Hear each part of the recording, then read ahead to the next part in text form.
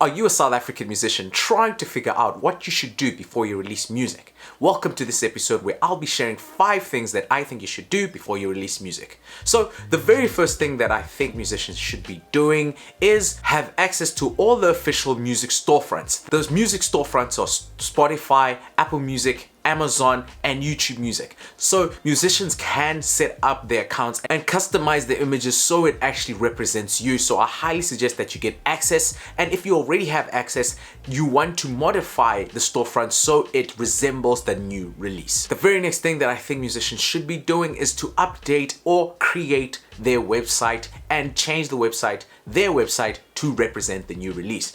I know it sounds like a lot of work, but if you want to maximize the reach of your release, that you want everything to be somewhat homogeneous and representative of the next release. The third thing is something that I usually share every single time. Make sure you're registered with SAMRO, RISA, Capasso, and SAMPRA. Make sure that the ISRC codes are embedded in all the MP3 versions, and before you start any campaign, that all the metadata is linked to the music that is being sent out. What do I mean by this? Add in the ISRC codes, add in all the relevant composers, the publishing information. I will leave a video in the description for what information I feel should be added in music before sending it out for release. Number 4 is something that I feel very strongly about. Make sure that you actually have a budget to push through the release, or have an alternative marketing strategy to get the release some traction.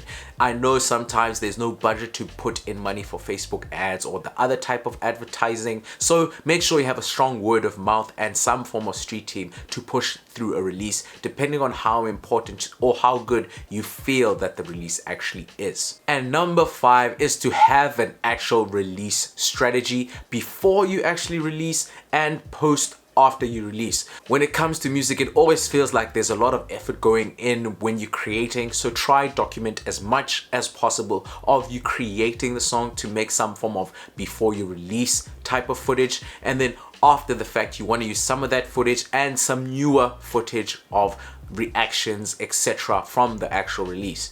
CD Baby has a very nice release plan generator where it kind of populates the steps that you need to make before you release.